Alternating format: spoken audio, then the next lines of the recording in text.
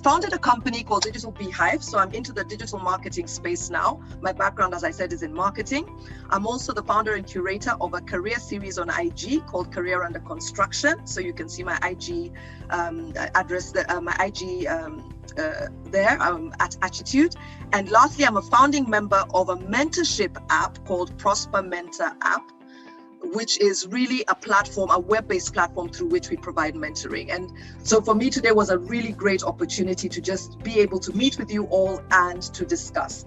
So what I'd love to share today, I'd like to share 5 golden nuggets that I've learned in the last 3 decades. I obviously left university many years ago in 1990 when I did my first degree. So you can imagine, I've been around a long time. And so it was difficult to figure out what do I share that will add the most value to you as you think about your journeys through university, or as you just leave university and get into the working world. So 5 key nuggets that I'd like to share.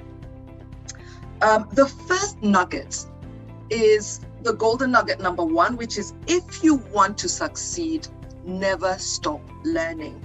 You know, it's unbelievable. My biggest realization is that learning is lifelong. We actually never stop learning. So for those of you who are going into university, for those of you who've come out of university, for those of you who've taken this wonderful course with Centonomy, I'm a great admirer of Centonomy, by the way, because the programs are very practical and very anchored in real life. You know, this isn't the end. If anything, this is just the beginning. And so let me break down, when I think about this statement around, if you want to succeed, never stop learning. Let me break that down a little bit. The first thing to think about is every interaction you have is an opportunity to learn. Every interaction you have.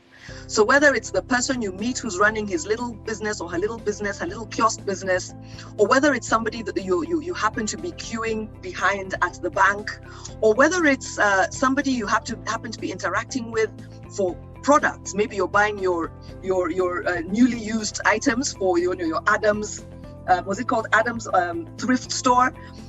Everybody that you interact with has something to share and something that they can teach you. So think about, how do you benefit and learn from every single interaction that you have?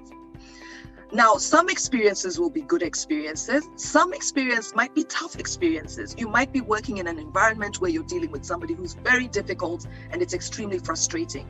I've been in that situation so many times, but I always say, this person is here to teach me something. What is it? Why are they like that? And how do I manage so that I can still deliver on my requirements or my objectives, even if I am confronted with a person that's extremely difficult to deal with? That in itself is a learning opportunity. And if you can manage to overcome that and deal with that and still deliver your objectives, then you've learned something. And if that person turns out to be an obstacle, then there's a learning as well, you know, from that experience. How do you manage or work around people that may be a little difficult to deal with? So that's definitely something to think about. Now, the other thing when you think about the whole aspect of never stopping to learn, when I think of learning in kind of 3 buckets. There's formal learning, where you go to an institution or you join an institution, or there can be learning by project. So maybe you're already in an institution working in some kind of organization. You can volunteer for projects. Maybe your deliverable or the work that you do is maybe sales. But there's a project that involves maybe some kind of new innovation or ideation, you know, brainstorming on ideas to take the business to the next level. Volunteer to be part of that project, because even though you're still doing your day-to-day, those kind of projects expose you to people with different skill sets, but also expose you to stretching your mind, the opportunity to stretch it, or to stretch your mind and contribute towards something that's slightly outside of the area that you've been hired for or the area that you're familiar with. The third way that I like to look at learning is I like to look at the whole aspect of on-the-job learning. So you may have been hired as that sales executive, but you're coming in there with some skills, or maybe you're coming in there with just the right attitude, you know, that can-do attitude. We can sell ice to the Eskimos kind of thing. But on that job, there will still be aspects of that job that you're not familiar with, that you can learn and that you will learn. So don't go in there with the attitude that I know everything. Always go in there on the job with the attitude that there's things to learn. And if you keep your eyes open, you keep your ears open, you maintain the right attitude, you explore and, interrogate and ask lots of questions from, colleagues who have more experience, who've been in the organization longer, you will always have the opportunity to learn. So learning is lifelong. And if you want to succeed, never stop learning. And I'm going to share some examples around how I've been able to kind of keep learning as I've gone through the years and the decades with my career. The second golden nugget, and we'll open up to questions at the end, by the way, ladies and gentlemen. So, scroll down your questions or pop them in the chat as we go through the discussion. The second golden nugget, what you learn is of no use if you don't apply it. What you learn is of no use if you don't apply it. So, I loved what Bwana Keegan was talking about when he talked about, savings and investments. Start somewhere. Just start. We have a saying with my chama, because he talked about the different ways that people save. I save with a group that's a chama. It's a group of friends and family. And we have a saying, we say chaka chaka, which in my mother tongue means just start. It doesn't matter how much you have. You could start with 1,000, you could start with 500, you could start with 10,000, but just start and apply what you've learned whether it's in your savings or investments, whether it's in your big business or your little business that you're just starting out. Maybe it's your little bakery or your realtor firm that you talked about. Just start and apply what you've learned. Go back to those notes, and interrogate that. Don't be afraid to try and apply what you're learning. And what I've found over the years is that sometimes you start and then you recalibrate or you readjust your direction or you tweak something about your product. Maybe you're going into fresh produce and you've decided we're going to focus on the produce that doesn't spoil easily, like ginger and garlic and so on. And then you realize there's a bigger opportunity or bigger demand for another product that spoils easily, but you've got a base of customers. So you can extend your portfolio of products and give them not just the gingers and the garlics, but also some of these other products that are a core part of their daily repertoire of things that they use to cook, So think about everything that you've learned and keep adjusting. Apply what you've learned in your small business or in your big business, whether it's, or even for yourself as an individual. You are a brand in and out of yourself. How are you using what you've learned and how are you applying what you've learned? It could be a function of, maybe you're not working at the moment. You could decide, I still need the work experience, so I'm going to volunteer my time, my services, my knowledge, what I've learned, and apply it in a context, in some kind of work context where I'm applying what I know. Even if I'm not getting paid for it, I'm getting the work experience, and that's going to come in handy because I'll have some lessons and some learnings to share and to work with and work from or build from. So everything that you learn, you need to find ways and opportunities to apply them. It could be your business, it could be a friend, it could be a family member. Find ways to use what you've learned. All right? Now, the third golden nugget, do not be afraid to reinvent yourself. Do not be afraid to reinvent yourself. The reality is the landscape shifts. The market evolves, the dynamics change. Look at us now in this world of COVID. 2 years ago, if somebody had told us that we'd be working from home, that we'd be working predominantly online, that we'd be doing things through delivery as much as possible, that we'd be going on Instagram to order stuff and have it delivered instead of going to that shop in city center or in Westlands to buy, or in Eastlands to buy what we want, So if somebody had told us 2 years ago that this is the world we'd be living in, I think we'd have shaken our heads and said, no, impossible. But the dynamics have changed and they forced us to rethink how we go to business. Today, every single business and every single one of your examples that you shared had a very significant component of digital. And that's not by accident, that's by design. Because the truth is that the businesses that don't have some kind of digital component attached to how they market and sell will not succeed. They will fail over time. Because the world and COVID has more than ever has forced us to accelerate going on digital and using digital channels as a way to market and sell our products and or our services. So that's a really big consideration. Look at the thing around deliveries. You know, once upon a time, if somebody had told me I'll buy clothes online and just have them delivered to my house, I'd have said, no, I prefer to go try it on, see, whatever, make a whole, production of the whole process of buying a dress or a pair of trousers. Now we realize the world has shifted. So we may still go to the stores, but more than ever, we're buying stuff online. And not only online in terms of website, but social media is a huge shop front. So, we have to think about the changing landscape, the changing dynamics. I want to share a story on reinventing oneself. So when you think about reinventing yourself, sometimes we study for one thing, but opportunity presents itself where we work in an area that might not be necessarily in tune with what we studied. And what I wanted to share is that that's actually okay, because a lot of the time, sometimes we study something because that's the opportunity that, that was the space or place that you were given maybe in university, or that's the opportunity where maybe that's what your parents could afford to pay for you to study, in terms of the course that you studied. And that's okay. You want to study, you want to ace it. But think also about the fact that we're not linear. We're not linear as people. We all come with multiple skills, multiple areas of interest, multiple, talent capabilities. So let me use the example of Dan George, who spoke to us earlier. And it was really interesting, Dan George. The first thing I thought, when I heard you speak, I thought, oh my God, he's got a radio voice. I wonder if he works in radio or if he's going into radio. That was my first thought. And then you talked about studying law. And I thought, yeah, if he was a lawyer, that voice, if I was on the opposing side, I'd start shaking just at the sound of your voice, because you've got this really big, beautiful voice that that sounds very commanding and commands attention and authority, And I thought, yeah, I could see you as a lawyer standing up there making, fighting the case for someone.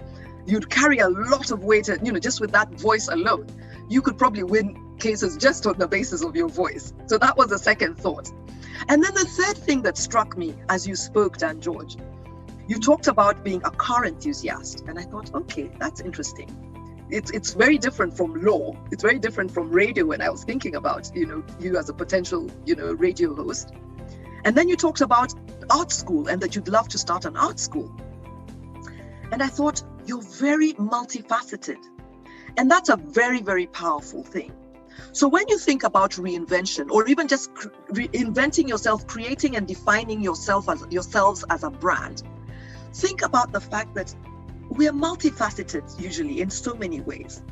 And when I grew up, in the years when I was your age, and maybe Isaac again might attest to the same thing. We were brought up to sort of study one thing and kind of become one thing, and yet the world has evolved in such a way that you can be doing several things and you can be brilliant at those several things. And so you might start in one area and build a career in one area, but don't be afraid to reinvent yourself and adjust if the landscape is changing, if the marketplace is shifting and the dynamics are shifting. Don't be afraid to reinvent yourself. I started off as a marketing person, so I worked within marketing in a number of different organizations. And those days we did what we call now traditional marketing. So, above the line marketing, TV, radio, outdoor. We did a lot of strategic work as well, which was really exciting. But some years ago, I woke up and I had worked in Mauritius as chief marketing officer at a tertiary institution. And one of the big ways that we tried to recruit students was using digital. Now, don't forget, I had come from the traditional media space, traditional marketing space. And suddenly I'm thrown into this digital space, and I'd worked in digital, but I'd worked in digital insofar as finding somebody with the right skills and putting them in my team and giving them carte blanche, full autonomy to drive the digital agenda within the organization.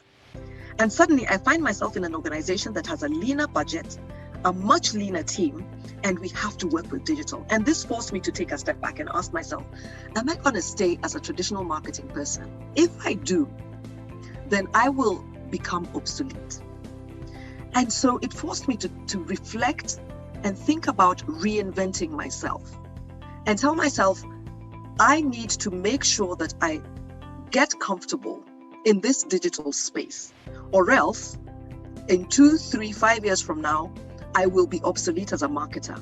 And what was really interesting at that time is I'd just come back from, I'd worked in Paris for a while, and then I was obviously working in Mauritius. And every time I looked at either marketing director or chief marketing officer jobs, the list of skills they asked for, let's say out of 15 skills, 10 or 11 of them were digital. They related to being comfortable, having an understanding of this digital space, whether it's around aspects to do with web design and development, social media marketing, digital analytics, the whole, the full sort of shopping list. And it made me think, I need to reinvent myself. I need to throw myself into this digital space and get comfortable with this digital space. And you can imagine for someone like me who is on the 5th floor. In other words, I've lived for 5 decades plus. This is a new playground. It's not like you guys who've grown up with this digital space. But it's the best decision I ever made to go into digital, because it's opened up lots of opportunities for very interesting work as part of Digital Beehive, which is the company that I founded, or as an independent consultant where I work with other people on different projects. So don't be afraid and be open to reinventing yourselves. The next golden nugget, which may sound obvious, but is not so obvious. Collaboration is everything, or everything, as you guys say. Collaboration is everything. What do I mean by that? Imagine you're going into a business, and I saw on a lot of your proposals, you talked about key partners who would be vendors and so on. All this is part of partnership and collaboration are inherently intertwined. It's part of the same thing.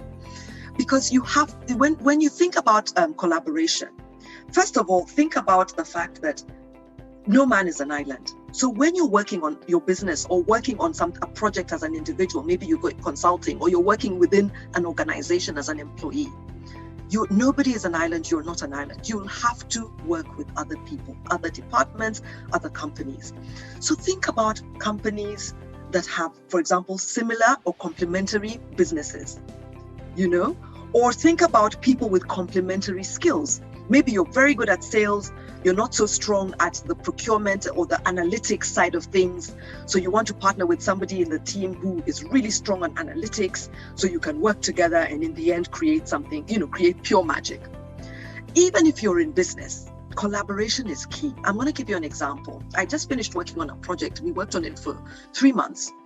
And this project, I worked on it as an independent consultant. And let me tell you what was really interesting.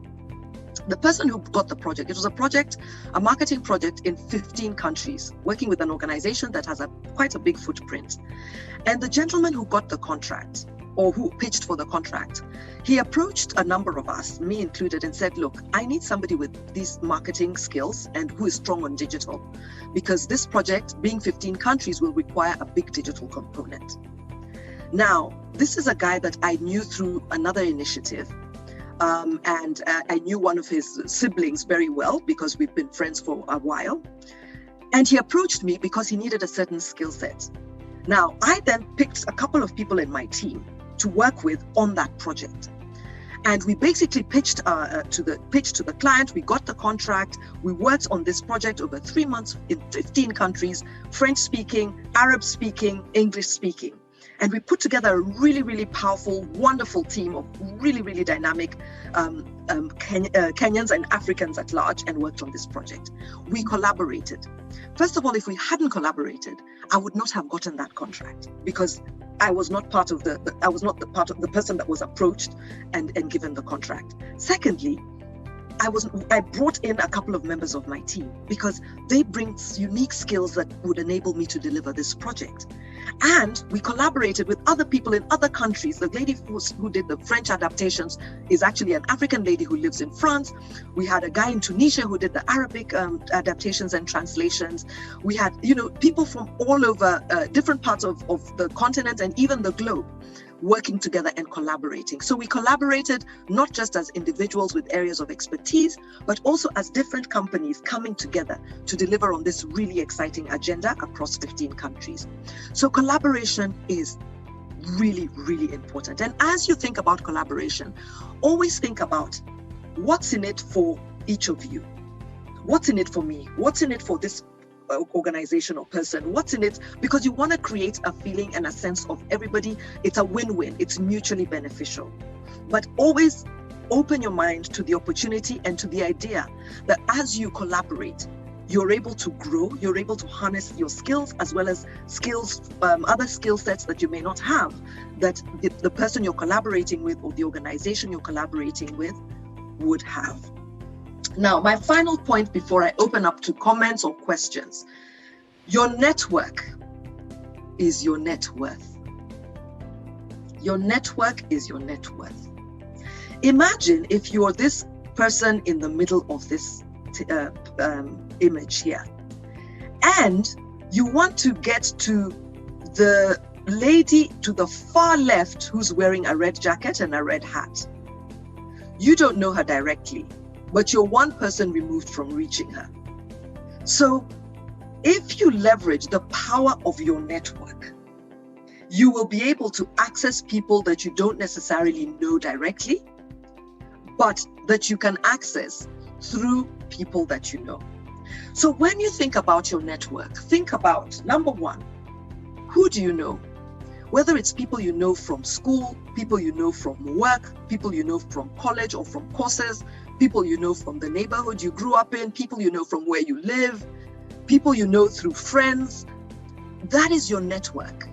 And the question is, how are you leveraging, harnessing, nurturing that network? You've met me today, I've met you guys today.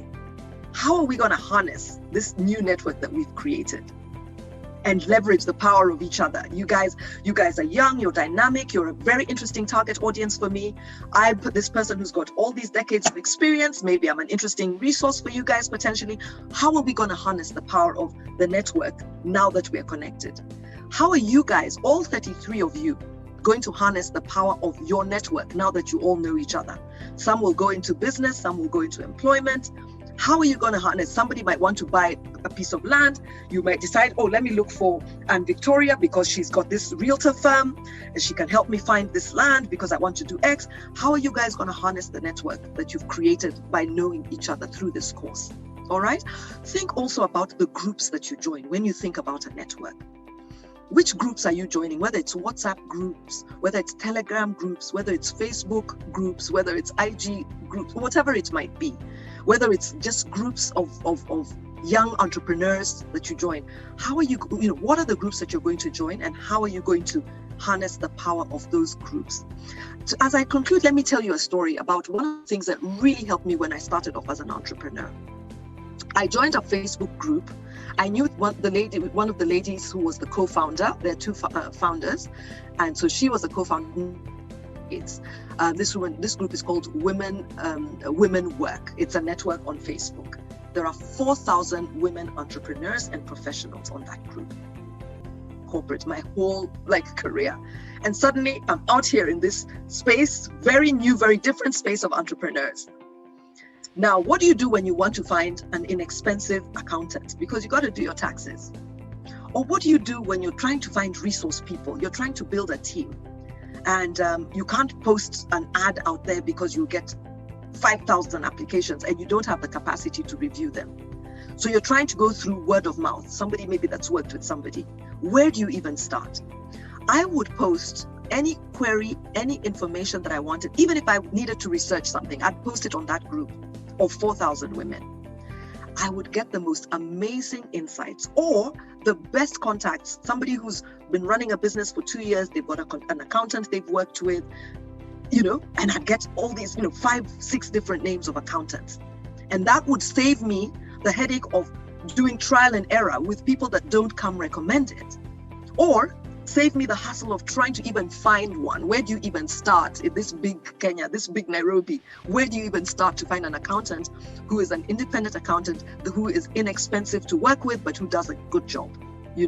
as long as you commission them and you negotiate some kind of deal.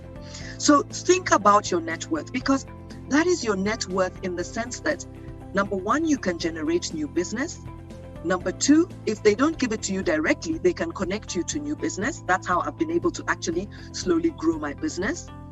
And if you know people, not only can business come to you and can you send business to them, but even just in terms of information and insights, connections, growing your community of people that are in the same industry or that are in associated industries that can help you grow yourself or your business.